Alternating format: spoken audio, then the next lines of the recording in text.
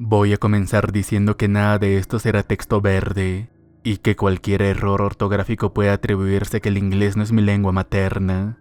Nunca he mencionado ninguna de las siguientes historias antes, excepto algunas menciones entre mi familia y yo, así que no sé por qué estoy publicando esto ahora, y menos en este sitio. Tuve una infancia extraña, me criaron mi abuela y mi madre, aunque mi abuela era realmente la figura más paterna en mi vida, ya que mi madre no tenía autoridad y me trataba más como una amiga que como una niña, lo que dificultaba que tuviéramos una relación normal. Nunca nos quedábamos mucho tiempo en el mismo sitio, esencialmente vivíamos un estilo de vida nómada. Lo máximo que pasamos viviendo en algún sitio antes de que yo cumpliera 13 fueron 6 meses. Pensaba que era normal hasta que empecé a ir al colegio a los 14. Sinceramente, no se me permitía tener amigos ni hablar con otros niños. Me educaban en casa y no se me permitía usar el internet ni leer libros no aprobados antes de entonces. Así que, aunque ahora me doy cuenta de que era una especie de abuso, por aquel entonces no estaba especialmente desconcertada con mi suerte en la vida porque no era consciente de que no debería vivir así. Ahora, con el distanciamiento que los años han arrojado sobre aquellos años, me doy cuenta de que podría tratarse menos de fanatismo religioso y más de los extraños sucesos que fueron ocurriendo a lo largo de los años. La primera historia que recuerdo personalmente es lo que llamaré el incidente del zorro rabioso. Lo recuerdo claramente incluso ahora, como si el miedo que sentí entonces hubiera dejado una marca permanente en mi mente.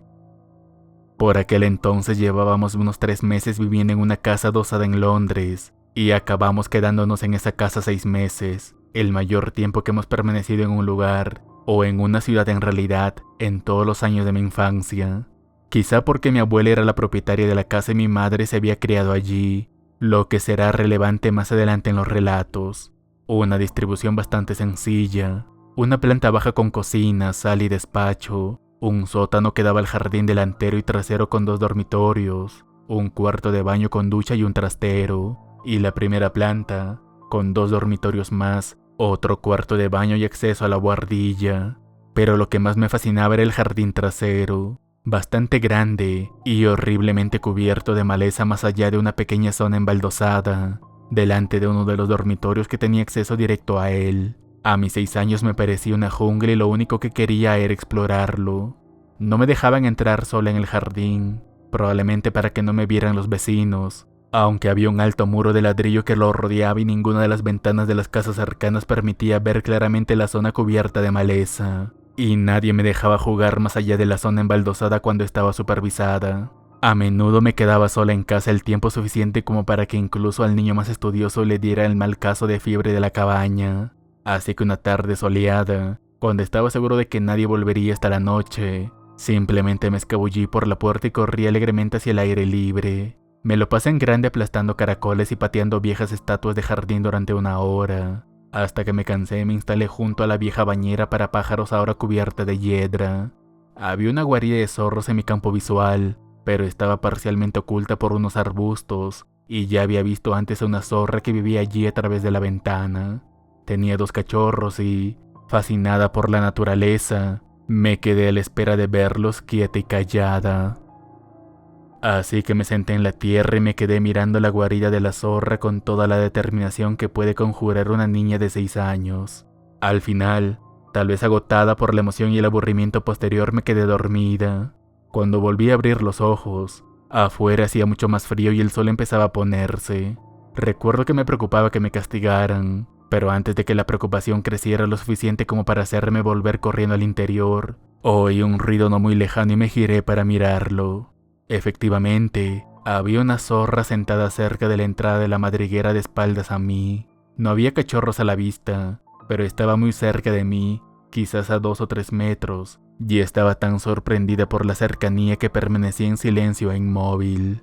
Movía la cabeza con un movimiento espasmódico, pero no le di importancia pensando que tal vez estaba acicalando. Pero entonces, lentamente y con lo que parece un gran esfuerzo, la zorra se levantó y empezó a girarse hacia mí. Algo parecía andar mal. El pelaje alrededor de su cara y el cuello parecía enmarañado con alguna sustancia oscura. Era un poco brillante como el alquitrán, y su mandíbula colgaba abierta como si no pudiera cerrarla. En ese momento no tenía miedo, pero me preocupaba que estuviera gravemente herida, así que mi reflejo fue llamarla. Su cabeza entonces se giró hacia mí al instante sin movimiento real.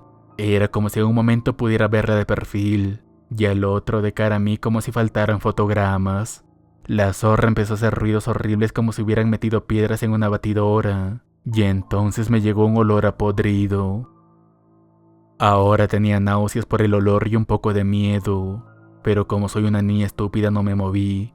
Nos miramos fijamente durante unos segundos, quizás minutos, mientras el ruido continuó sin interrupción. Ella saltó directamente hacia mí, pero yo estaba congelada en el sitio y ni siquiera pude inmutarme cuando la zorra superó el salto de 2 metros y casi me alcanzó con la mandíbula todavía colgando casi hasta su garganta. Parecía chocar contra algo en el aire porque algo detenía su impulso y aterrizaba no muy lejos de mí completamente inmóvil durante unos instantes, pero el sonido no cesaba, y al cabo de un instante su cuerpo empezó a convulsionarse violentamente, con grandes sacudidas que parecían antinaturales. En ese momento recuperé por fin la cordura y empecé a caminar hacia la puerta, tropezando con viejos cacharros y con mis propios pies en mi terror. Llegué a la puerta y conseguí entrar, pero recuerdo que el sonido se cortó en cuanto llegué a la zona abierta del jardín.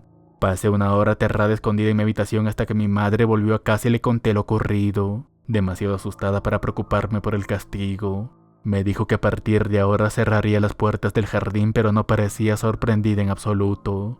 Nunca volví a ver a la zorra ni a sus cachorros, pero durante semanas encontramos restos de una sustancia negra con olor a podrido en las paredes exteriores y en las escaleras como si les hubieran frotado allí.